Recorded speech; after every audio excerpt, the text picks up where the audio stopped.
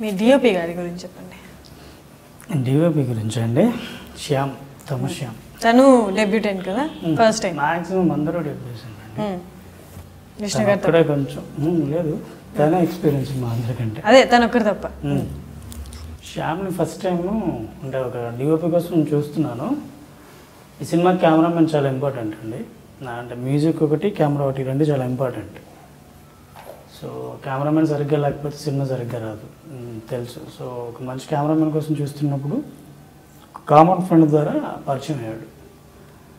రావడానికి ముందు మెసేజ్ చేశాడు, ఫోన్లో మాట్లాడాడు, ఓకే అనుకున్నాం. ఒక మీటింగ్ పెట్టుకున్నాం, వచ్చాడు, పార్క్ దగ్గరికి వెళ్సాం. నేను వెళ్ళి హాయ్ అన్నాను. అంటే మీరైనా శ్యామ్ అంటే అవునా అన్నాడు. మీరెవరంటే నేనే డైరెక్టర్ని అంటే తను చూపు చూశాడు వైపు. అది ఎందుకో నాకు ఇప్పటికీ తెలియదు. సరే అని తనకి డౌట్గానే వచ్చాడు లోపలికి. కథ ఏదో చెప్పాను, విన్నాడు. చేద్దాం సినిమా అంటే చేద్దాం అన్నాడు. ఇమీడియట్గా స్టార్ట్ చేద్దాం అనుకున్నాం. కొంచెం అలా ప్రాసెస్ లేట్ అవుతూ ఉంది. తను మధ్య మధ్యలో కాల్ చేసేవాడు. ఎవరో సడన్గా కాల్ చేసి నాకు ఇంకో సినిమా ఆఫర్ వచ్చిందండి, ఇలా వెళ్తున్నానండి అన్నాడు. ఇంక వీడు కూడా వెళ్ళిపోయాడు, ఇంకొని చూసుకోవాలనుకున్నా. తను హైదరాబాద్ వచ్చినాక సరే శ్యామ్ ఇంకోటి చూసుకుంటానండి. అయ్యో నేను చేస్తానండి ఈ సినిమా అన్నా. అదేంటి ఆఫర్ వచ్చిందన్నా కదా అంటే నేను మేనేజ్ చేసుకుంటానండి అన్నా. అది యాక్చువల్లీ తను సెలెక్ట్ చేసుకున్న విధానం ఎలా అంటే తను అడిగా మీ వర్క్లు ఇప్పుడు ఉంటాయి కదండి, మనం ఏదన్నా మనం చేసిన వర్క్లన్నీ ఒక డివిడీ చేసి పెట్టుకుంటాం కదా, అలా ఏదైనా ఉందా అంటే ఏం లేదన్నాడు. సో పెద్దగా ఏం లేవని అన్నాడు. సో ఫస్ట్ ఆ ఫ్రాంక్నెస్ నచ్చింది. ఒకటి ఉందండి చిన్నది చూడండి అన్నాడు. సరే అని చూసా. అదేంటంటే ఒక 1 నైట్లో చేశాడు, విత్ ఇన్ లిమిటెడ్ బడ్జెట్లో బాగా చేశాడు, కలర్స్ అవన్నీ. ఆ తర్వాత అడిగా ఎక్కడ చేశారు అంటే ప్రసాద్ మురళి గారి దగ్గర చేశాను, లైక్ అత్తారింటికి దారేది దూకుడికి వర్క్ చేశాను.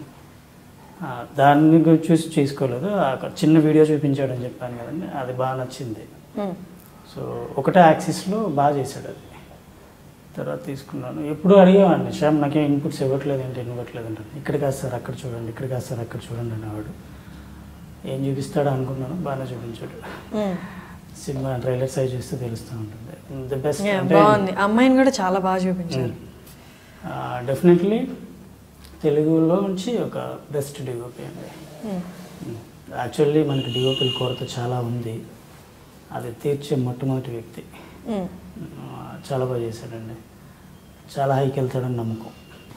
ఈ మధ్యకాలంలో డెబ్యూటెంట్స్గా ఏదో టెక్నీషియన్స్ కానీ, డైరెక్టర్ కానీ, యాక్టర్స్ కానీ ఎవరైనా రావడం అనేది చాలా ఈజీ అయిపోయింది. అండ్ సక్సెస్ గ్యారంటీ లేదు అనుకుంటారు నార్మల్గా డెబ్యూటెంట్స్కి. అలాంటివి సక్సెస్ కాదు కానీ అన్ని సూపర్ హిట్స్ అయిపోతున్నాయి. చిన్న చిన్న డైరెక్టర్స్, తక్కువ ఏజ్లోనే డైరెక్టర్ రావడం కానీ, మేబీ 16 మూవీ ఉంది కదా ఆ డైరెక్టర్ కానీ అలాగా. సో ఇవన్నీ చూసినప్పుడు మీరు మూవీ చేయకముందు, మూవీ చేసిన తర్వాత ఏమనిపిస్తుంది? అంటే మీరు పడిన స్ట్రగుల్ ఉంటుంది కదా, అప్పట్లో ఇలా ఉండేది ఇప్పుడు ఈజీగా అయ్యింది. అలా ఏం లేదండి, పక్క వాళ్ళని చూసి అలా ఎప్పుడు అనుకోను. అంటే వాళ్ళని చూసి అనుకోవడం కాదు, ఇండస్ట్రీలో రావడం, సక్సెస్ అవ్వడం, ఆ ఫ్యాక్టర్ ఏం లేదండి. వాళ్ళు స్ట్రగుల్ అయ్యాము, మేబీ టాలెంటా లేకపోతే ఇప్పటికి వాళ్ళకి ఈజీగా యాక్సెస్ ఉందా? వాళ్ళు వెళ్ళిన వే కరెక్ట్ అయి ఉంటుంది. ఓకే, ఇప్పుడు నాకు అవకాశం రావడానికి ఒక 6 years పట్టింది అనుకోండి, నేను ఎక్కడో దగ్గర ఒక చిన్న రాంగ్ చేస్తున్నట్టే. వాళ్ళకి 1 yearలో వచ్చేసింది అనుకోండి, వాళ్ళు వెళ్ళిన పాత్ కరెక్ట్గా వెళ్ళారు అనుకుంటా. నేను 6 years తర్వాత వెళ్ళిన రైట్ వే వాళ్ళు 1 yearలోనే వెళ్ళారు కాబట్టి ది గాట్ ఛాన్స్, అంతే. సూపర్ ఆన్సర్ అండి. అసలు నేను యాక్చువల్లీ ఇదే క్వశ్చన్ 2-3 times అడిగాను. అందరూ వాళ్ళకి మేబీ ఇప్పుడు ఉన్న టెక్నాలజీ, ఇప్పుడున్న వాళ్ళకి ఈజీగా యాక్సెస్లో ఉండడం దానివల్ల అయి ఉండొచ్చు అయితే ఏమి ఉండదు. ఎవరికైనా స్ట్రగుల్ ఉంటుంది. మనం కలిసే పర్సన్ వే, వెళ్ళే వే బట్టే స్పీడ్ ఇదంతా డిసైడ్ చేసేది. Watch our interview with Harshini, only I dream.